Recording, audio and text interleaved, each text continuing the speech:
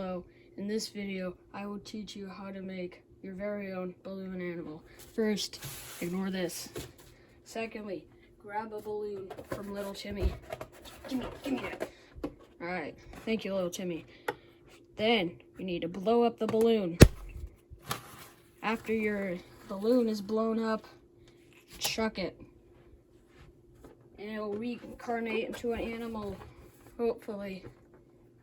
And repeat this process until Little Timmy has no more balloons. Hear that, Timmy? All your balloons will be happy little unicorns in a cartoon.